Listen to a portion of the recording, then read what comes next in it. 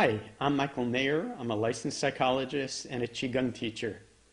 I'm here today to talk to you about a new approach to psychology called energy psychology, and I've written a book on it called Energy Psychology. So many people that have heard about energy psychology have heard about it through the emotional freedom technique, which has a lot of tapping movements that you might have seen people doing. But my approach is broader than that. Although sometimes I might use tapping, because I'm a Qigong teacher, I recognize that tapping is just one part of activating energy. Also holding, self-soothing, and many other methods are an important part of energetic self-touch. But in my methods, I don't only use Qigong and psychotherapy, I also use storytelling and have people learning how to tell their own story and working with symbols and dreams.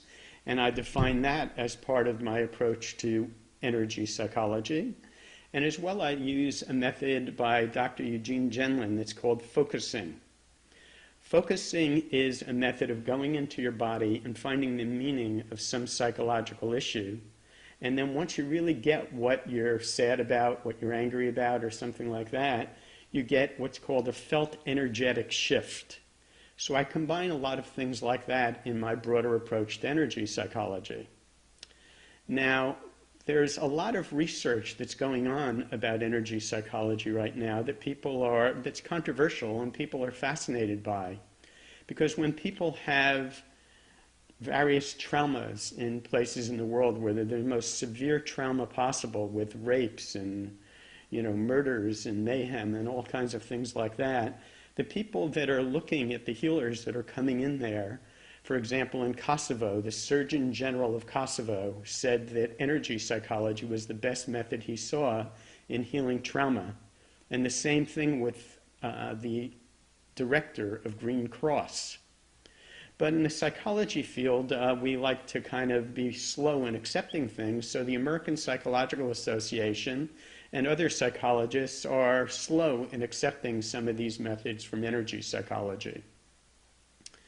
Now, energy psychology doesn't just use these touch and tapping methods. When somebody is in trauma, for example, we've discovered that one of the main reasons that people are in trauma is the beliefs that they say to themselves.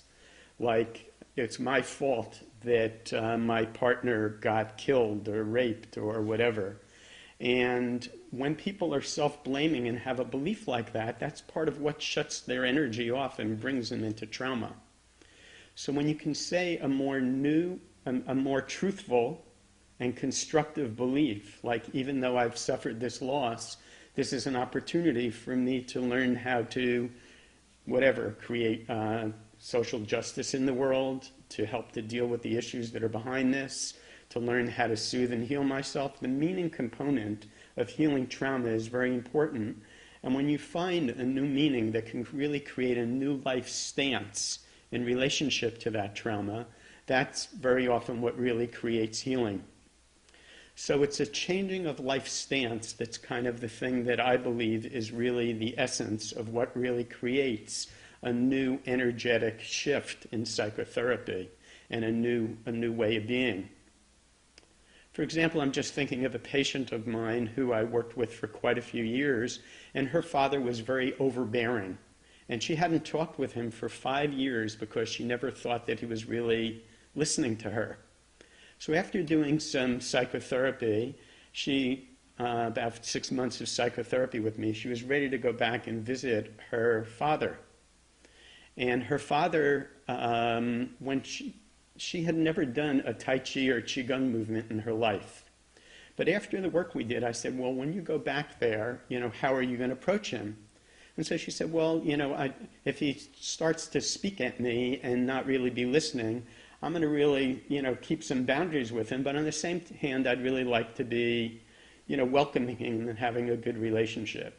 Now, this posture right here that just came up spontaneously is a posture in Qigong that's called repulse monkey. And she had never seen this. It's in Tai Chi. So basically, when you go like this, in Tai Chi and Qigong, you go back like that, and then you come back.